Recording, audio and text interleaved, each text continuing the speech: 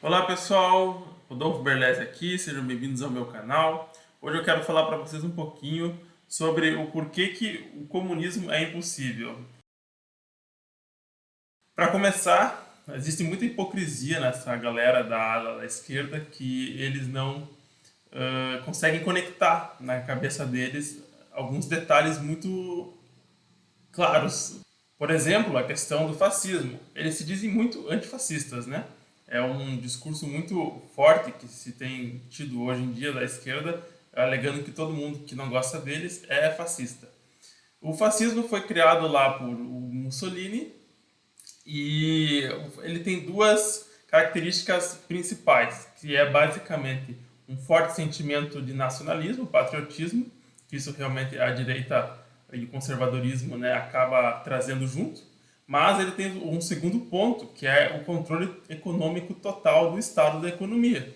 Então é um sistema que vai valorizar a criação de estatais e os sindicatos também, que seriam um braço mais próximo dos trabalhadores do governo. E uma das grandes criações do Mussolini foi a Carta del Lavoro, a carteira de trabalho na Itália, que já foi abolida na Itália, mas no Brasil foi copiada pelo Getúlio Vargas e até hoje se existe essa aberração no Brasil, que diz ser criada para proteger o trabalhador. Mas proteger o trabalhador de quem? Do patrão malvadão, é claro. Porque todo patrão, né, ele parte de um pressuposto que todo patrão explora o empregado. Então, aí você tem a parte do comunismo mesmo. A teoria do Karl Marx, ela se baseou muito nessa parte de relações de trabalho entre patrão e empregado, dizendo que então o valor trabalho, que é a tese dele, é que o empregado agrega um valor fixo com o seu trabalho e que o patrão explora esse valor sempre.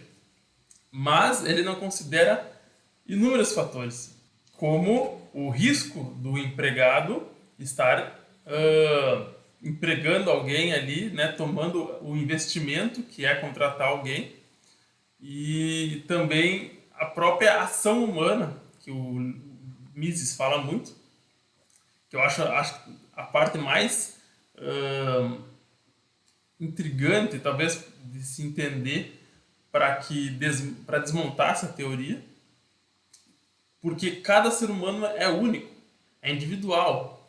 E na teoria do Marx ele parte do pressuposto de que todos os humanos são iguais. E nesse sentido, ninguém tem o mesmo trabalho com o mesmo valor. O valor é algo totalmente subjetivo. Tanto que o trabalho de alguém pode ter valor para um e não ter valor para outro. E isso vale inclusive para mercadorias, enfim. Nada tem valor fixo. Inclusive, senão não existiria também o prejuízo, né? Porque nem tudo é lucro. O lucro ele parte do pressuposto como um incentivo. Se você faz alguma coisa e você consegue vender ela com lucro, você tem o incentivo de reproduzir isso e fazer ainda melhor para que se continue então tendo mais lucro, mas também isso vai acabar gerando mais empregos, mais industrialização, inclusive essa ideia de que os empregados iriam fazer uma revolução, né? Os operários iriam fazer uma revolução contra a burguesia, os donos do meio de produção, cai por terra exatamente nesse sentido, da ação humana. Porque as relações de trabalho, elas são relações ganha-ganha. Tanto o empregado quanto o patrão precisam um do outro. E se o empregado não está feliz com o trabalho, ele pode pedir demissão e trabalhar em outro lugar. Ele não é obrigado a ficar trabalhando, a não ser que ele seja obrigado, como foi feito no comunismo, nos campos de concentração da União Soviética, a ficar trabalhando forçadamente em prol de um sistema maior. Então, resumidamente, a teoria do Marx cai por terra quando você entende que não existe valor ao trabalho. A partir daí, tudo já é abobrinha. E a revolução do proletariado nunca veio. Nesse sentido, o pessoal que quis implantar o comunismo à força, né? Então aí temos Lenin, Stalin, toda essa galera aí que diz que depois os comunistas de hoje dizem que não era comunismo de verdade, né? A desculpa sempre não era comunismo de verdade. Por quê? Porque é impossível implementar o comunismo de uma forma natural. Ainda que você tire o Estado da equação, como é que você vai gerenciar um monte de pessoas se você exclui a propriedade privada, né? Porque no comunismo não existe propriedade privada, você exclui ela. Como é que você vai coordenar um monte de pessoas a fazer uma sociedade mais evoluída do que a atual?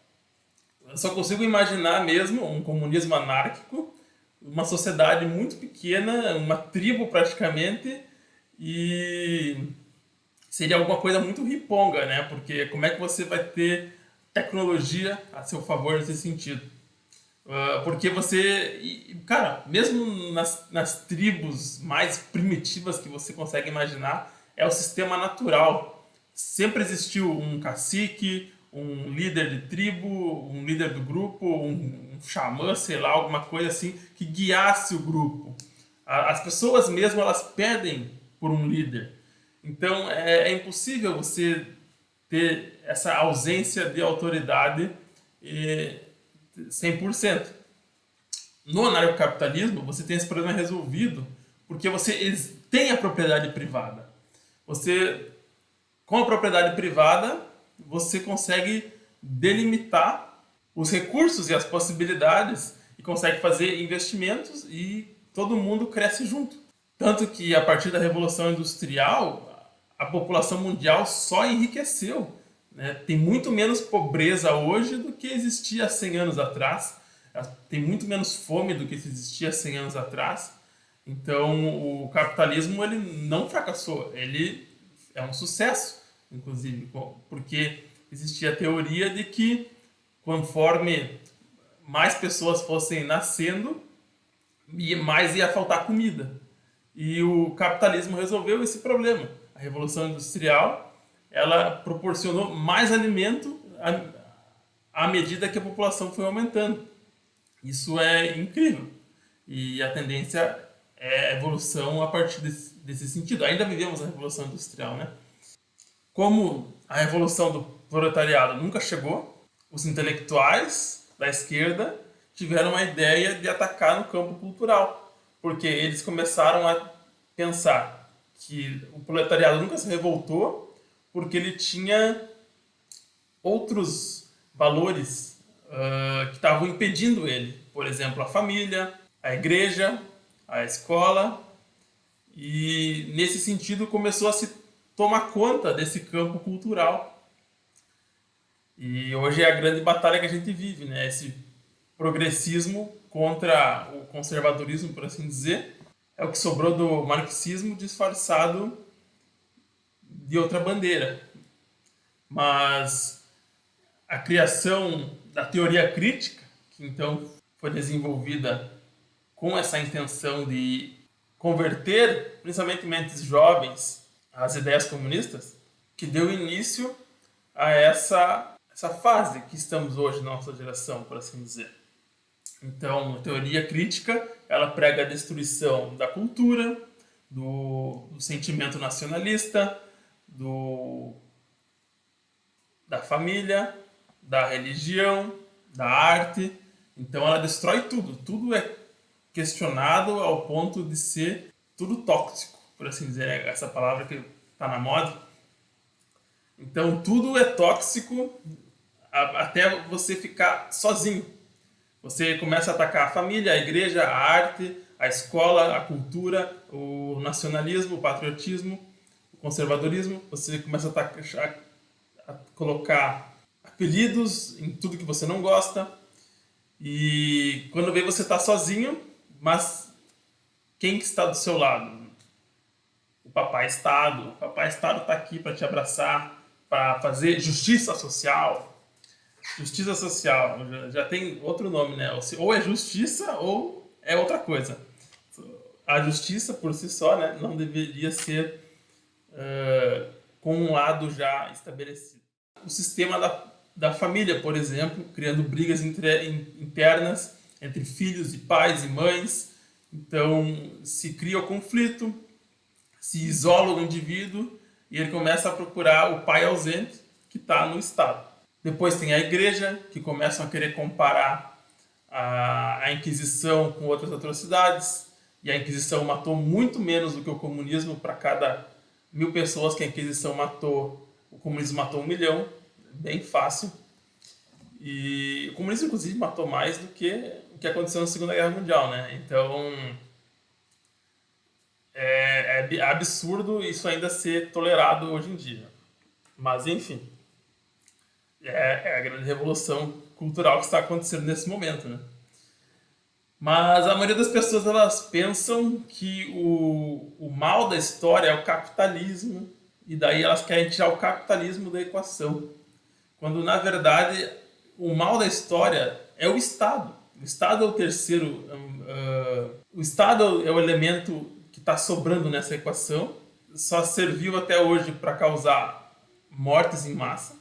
E as pessoas têm muito mais facilidade de imaginar um mundo onde o Estado está ali no meio, fazendo justiça social entre patrão e empregado, que ele se mete no meio, prejudicando, na verdade, essa relação entre ambos, né? Porque a relação voluntária de empregador e empregado, ela não vira quase involuntária, ela é forçada a coisas que não são acordadas anteriormente por conta do Estado, na CLT. Isso encarece a relação de trabalho e, assim, uma parte paga mais e a outra recebe menos. É simples assim. E acaba sendo mal para todo mundo. E quem está se beneficiando dessa relação é o Estado. Então, para finalizar, sabendo que a ação humana, né, a índole do ser humano, que é o que move ele, quando você remove o sistema de incentivos, que é a propriedade privada, você bagunça toda a sociedade. Porque por que um indivíduo, uma pessoa vai se esforçar, vai estudar, vai se dedicar, vai trabalhar 50 horas, se a outra pessoa que não estudou, não se esforçou, nem trabalha, acorda atrasada, faz do jeito que quer, ela vai receber a mesma coisa no final. O sistema de recompensas não funciona. O lucro é um sistema de recompensas. E daí você distorce tudo. E acaba gerando todo mundo mais pobre. Porque quanto mais pessoas ricas tem ao seu redor, mais todo mundo fica um pouco mais rico.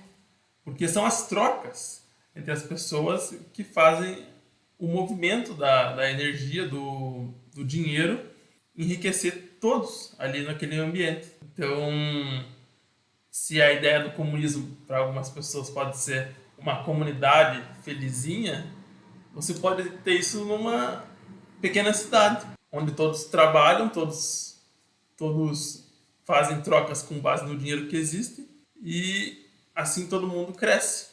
Cada um com seu pouco lucro que tem ali, consegue fazer reinvestimentos e crescer. Nesse sentido, o que eu quero deixar claro aqui é que nós estamos caminhando inevitavelmente para uma revolução francesa 2.0, digamos assim, que não vai ser francesa. Acredito que a revolução vai começar mesmo na América Latina. O pessoal está meio cansadão dessa parada, e lá a coisa mais doida, digamos assim, meio fora da lei. Que não tem a lei é o que dá no dia lá, né? Tipo assim, hoje a lei é essa, amanhã a lei é outra. Então, acredito que na América Latina vai passar por boas turbulências aí nos próximos anos por conta por passar muitos anos caminhando em direção a essa idolatria comunista, né? E bom, encerro esse vídeo aqui. Se você gostou, deixa um like aqui. Se puder compartilhar, agradeço muito. E quiser saber mais do meu trabalho também, tem aqui na descrição. Tchau, tchau.